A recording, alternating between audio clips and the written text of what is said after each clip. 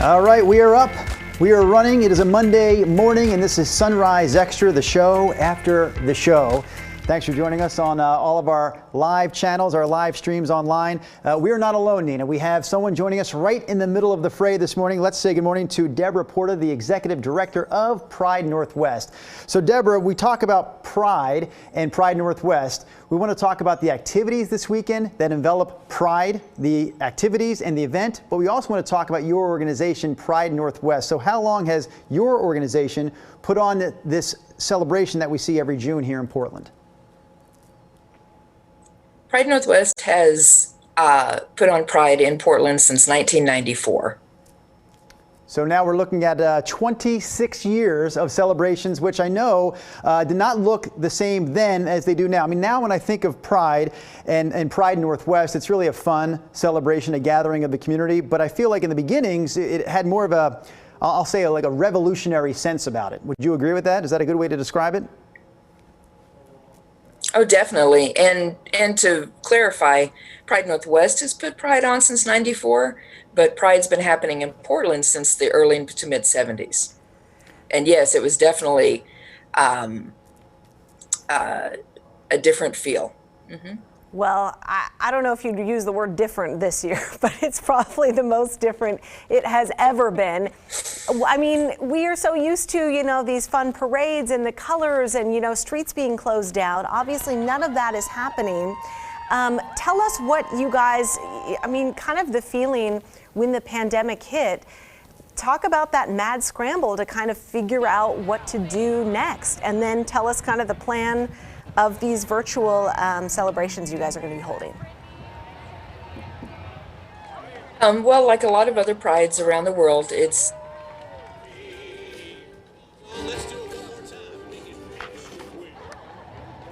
we were all doing a headless chicken, in all honesty, about what do we do now? This is very different. And really quickly, we pivoted to virtual planning, because really it was a matter of, there's no such thing as canceling Pride. Pride happens no matter what's going on. It just may look different. And so that's what we've done, along with so many other Prides around the world. And our virtual planning is sort of multifaceted.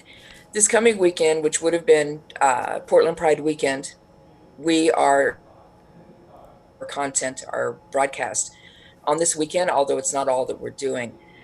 Saturday, we're planning, and just a caveat, a lot of this is rolling in motion in response to what's happening and what has been happening since we began our planning. And so some of this is definitely still in motion as we do and shift and focus ourselves on the priorities that our community has around what's happening in the world right now and in the United States. But generally speaking, we have a main stage presentation during the day with some musical performances, some organizational spotlights, some celebrity shout outs, that sort of thing. It's going to be about a couple hours long. And in the evening, we have a night at Darcel's, which is a professionally videoed effort that we did a couple of weeks ago with Poison Waters, Maria Peters Lake from Peacock in the Park, Brad from 360 Labs, and Darcel. And so that's a full professional show that we're going to have on Saturday evening. And then Sunday, we have a virtual Pride parade. Pride like a parade, like it's 1999. And it's we're going to live broadcast a recording of the 1999 Portland Pride Parade. And that year is important for lots of different reasons, not the least of which there are a lot of people in this parade who aren't with us anymore that I think the community is going to recognize and really be able to connect to. And it shows us some of our history, and it's just a lot of fun. Those are the highlights. Well, coronavirus obviously turned your events into a virtual celebration this year. Again, this coming weekend, like you mentioned, the festival Saturday, the parade Sunday. While that's happening this weekend, we will very likely have, not virtual, but actual live demonstrations, and you talked about that, the impact that the events of the past 2 weeks may have on your celebration this weekend. And while the planning is still going on and you're still kind of wrapping yourselves around that and how it plays into your celebration, can you talk about some of the ways that Pride will be different this year and may recognize the efforts of the community these past 2 weeks?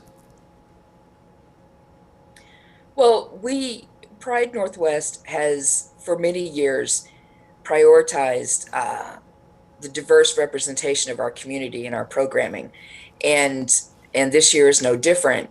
What's shifting is a very intentional focus to utilize our platform and our visibility to lift up and provide significant visibility to the Black, queer, and trans community that we have, and centering those voices and their messages. And that's the piece that's in motion, because now we're creating still content and working those pieces through. But that is a very significant priority for us at this time. Mm-hmm. That's what somebody and will continue to be. Sorry, Debra. Yeah, that's what somebody on Facebook, Rosa Marie Cooney, good morning. She's watching us. She says, I wonder what it's going to look like this year. You covered some of that, and if they're going to join in with the Black Lives Matter this year, like Los Angeles is. Is there any concrete kind of connection between the two you guys are going to be making this weekend? So we are, Pride Northwest is really committed to ensuring that whatever actions we take or don't take are in collaboration with and putting the needs and the wants of our Black, queer, and trans community at the forefront. And so we're in conversation, we're having a dialogue with them, which is something that other prides have not done. And every pride is going to respond differently, LA, for example. But for us, it is really, really important to do whatever we do in collaboration with the community that's being most impacted, because it's their leadership that matters. So I don't have a concrete answer for exactly what that will look like, because that conversation is still happening. Right now we're talking a lot about the change that is needed. And I know that we've had progress. I'm not here to say that we've had enough progress. Clearly we have not. We've made progress in terms of race in this country over the decades, not enough. We've made progress in terms of the way gays are represented and the way gays are viewed in this country over the last few decades, but not enough. I want to know, though, from a positive standpoint, going back to 1996 when Pride Northwest started putting on this Pride event, and when you got involved in putting it on, what sort of concrete change can you point to and go, this is different, this is happening now, it wasn't happening back then, and we can hang our hats on this and feel good about it, knowing that change is possible, and this was a positive one that I'm still very proud about? Well, since 1994, a lot's changed. A lot of people use marriage equality as the marker, and obviously that's incredibly significant. As far as Pride goes, really the change is around the community engagement with Pride, and with our partners, sponsors, contingents, groups, and it's watching them grow and the support they receive from their own communities and from their own employers that is one of the most significant changes as far as Pride goes. Because you can see that not just in our numbers and in the attendance and all that, but in the stories that I hear about what it does for the morale of our community inside of their employers and inside of their lives, but also with their neighbors and their their environments as a whole. You're right that there's definitely a long way to go. Sometimes that gets in our way, the feeling of Portland as being a really progressive, accepting town, and in lots of ways it is compared to other parts of the country, but it's not there, and so we keep our focus on that. Over the past couple of years, I remember we've done some just wonderful stories with really young people. I mean, teenagers, kids, in middle school and high school, where their parents, really have kind of rallied around them. Maybe they've been bullied at school. Maybe they haven't come out for a few years, and their parents like took them to the parade, where they felt, finally this sense of belonging. And there's other people like me who have gone through many of the same things, even at this young age, that they have. And it's really been such a morale booster for young people too, to kind of, see all these adults and other people really support them. Are you worried at all that everything kind of tamped down and you having to do things virtually now this year, that those kind of stories and those kids now have to wait, longer to have that feeling? We do worry about that. We're very aware of what Pride represents in terms of community visibility, mm-hmm. and that feeling of, to your point, some of the most significant experiences I've ever had as part of Pride Northwest are with teenagers who are coming out, mm-hmm. who have come to Pride for the first time. And we do worry about not having that significant visibility for a time. But also at the same time, back to your earlier point, one of the things that has changed most significantly is that our community has organized itself. And there are some really fantastic youth-oriented organizations, for example, who are doing their own virtual content and their own celebrations. And so everyone's kind of pitching in. And, there's the lack of visibility, or the lack of being able to see themselves in a celebratory environment where they're not alone. That is definitely a concern, but it's something that we'll pay attention to and something that we will address in our own efforts ongoing as usual. But I think our community is strong enough to be able to handle that. We wanted to bring you on this morning, Debra, to talk about the events that you're planning virtually this coming weekend. But Pride Northwest, I know, is a 12-month-a-year organization. You're doing work in the community all year long. So I wanted to give you an opportunity to talk about some of those year-round efforts that you're making in the community and what people can expect from Pride Northwest year-round. Well, we as an organization began expanding our efforts through the year a few years ago. And one of the most significant portions of that has to do with supporting our young people in a couple of different ways. We organize a year-end holiday celebration for LGBTQ plus youth. We usually do that in partnership this last year with the Living Room, for example, to really provide the holidays can be really not a great time for a lot of our folks. And so we create a space that's especially for them to be able to create their own community and make connections. We also work with and support our incarcerated youth down at McLaren Youth Facility, south of here. There are a lot of LGBTQ plus youth in the Oregon correctional system. And we prioritize not forgetting them, because not having connection and not having family and not having support is why they're there. So we work with those in that effort as well. Through the year, Pride Northwest also supports other more grassroots efforts. We fiscally sponsor a number of organizations in town, Greater Portland Trans Unity, Columbia Gorge Pride, Latinx Pride, the Northwest Gender Alliance, supporting them in their efforts, working directly with their communities, and that's definitely year-round. We also have a George T. Nicola LGBTQ plus History Fellowship that we started a couple of years ago in collaboration with GLAPN, the Gay and Lesbian Archives of the Pacific Northwest. Get that one out quick. And we just actually awarded that for this year just a few weeks ago.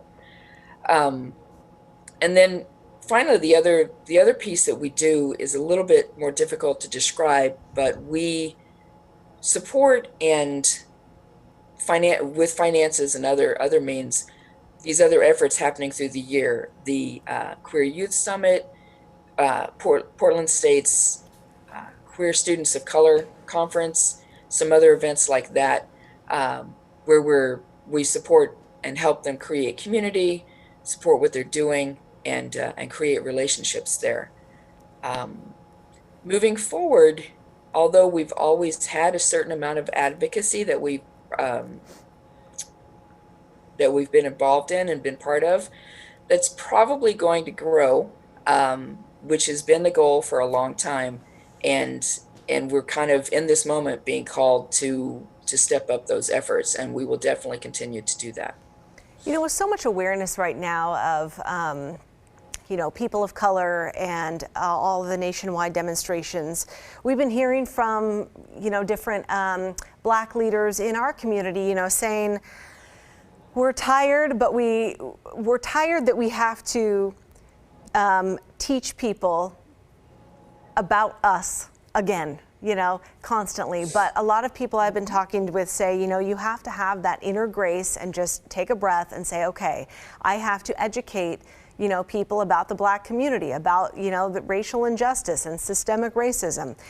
I imagine over the, decades and hundreds of years, the LGBTQ community is, having to face this same thing. Is this kind of like the perfect awareness storm right now that a group like Pride Northwest can kind of latch onto that and say, hey, we have a lot of education to do as well? I mean, how does that kind of go with your group of like, do you feel that kind of exhaustion every once in a while of like, okay, we have to educate, people again and again on, inequalities in the gay community? Oh yeah, absolutely. It's I was not gray when I started, and it is, you do get, it does get tiring. Yeah. to It's not just about educating people. It's about the feeling of having to defend the fact that you Right. exist, Right. and that can become really tiring. And it's I think we have to be careful not to assume that we understand. For example, there's no way that I'm ever going to understand what it means to be Black in this country. It's just not going to happen. Mm-hmm. But it doesn't mean that I can't find connection. Mm-hmm. And the experience of being erased by the larger society is Mm-hmm. probably the greatest commonality in my mind. And so that gives us a starting point to be able to have conversations and to be able to learn and to recognize that for our community, there's no one in our community that doesn't have an intersecting identity. And that just complicates things even more, because it's not just about, let me defend myself as a queer person. It's now I have to also look at the color of my skin. All of these pieces go together. And it's a constant learning curve. Absolutely.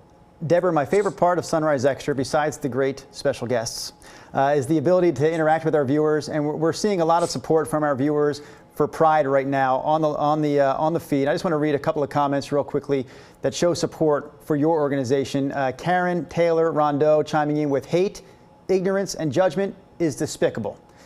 We don't need it in this world anymore. Moving through the feed some more, we find Rosa Maria Cooney, Portugal, saying LGBTQ is not a sin, it is not wrong, it's a beautiful movement of people actually being themselves and finally finding who they are.